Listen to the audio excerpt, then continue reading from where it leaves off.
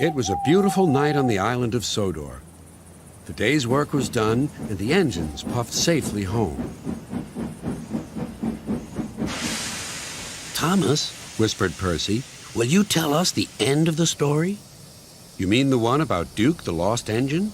Exactly. Said Henry. But please remind us of the story so far.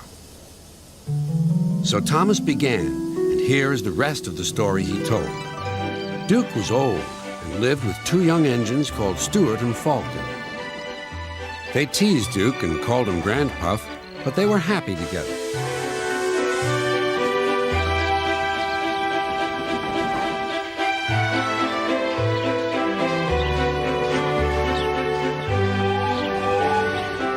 Then their line was closed down, and the young engines went away.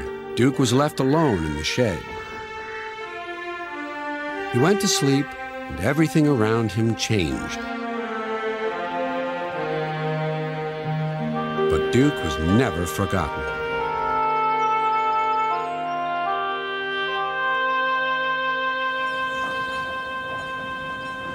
Years went by until one day not long ago, visitors came to see Sir Topham Hatt.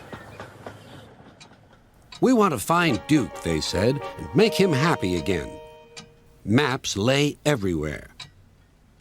"If we follow the old line shown here on the map," they said, "we'll travel north of the village and then into the mountains. And look, there's a sign for the old station. If Duke's anywhere, he's there." Everyone set off to the mountains far away. The days went by and the search grew harder, but the rescuers wouldn't give up.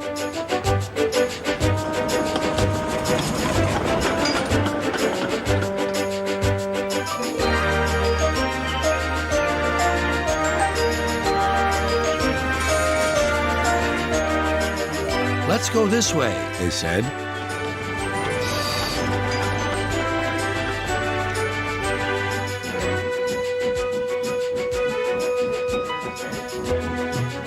But there was still no sign of Duke. "He's here somewhere," they said. They scrambled over hills, struggled over ditches.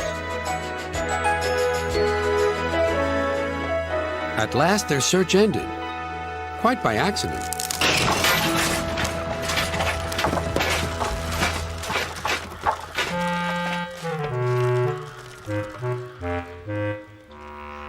"We've found him! We've found our Sleeping Beauty!"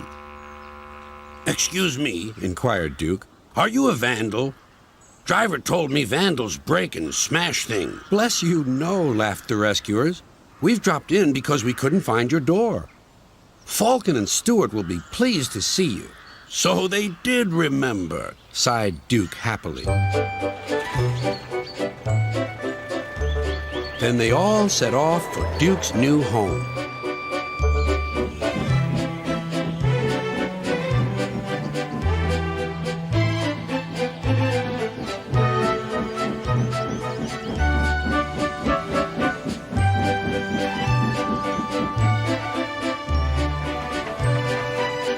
Stuart and Falcon were ready with a big welcome.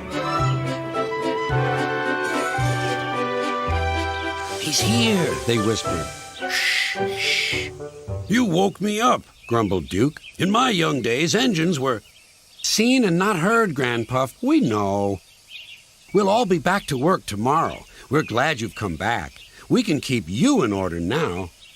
"Keep me in order? Be off with you, impudent scallywags." But Duke's old eyes twinkled, and for the first time in years, he smiled as he dozed in the sun. And that, said Thomas, is the whole story. Did you like it?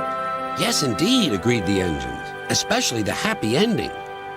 And soon, they were all asleep too.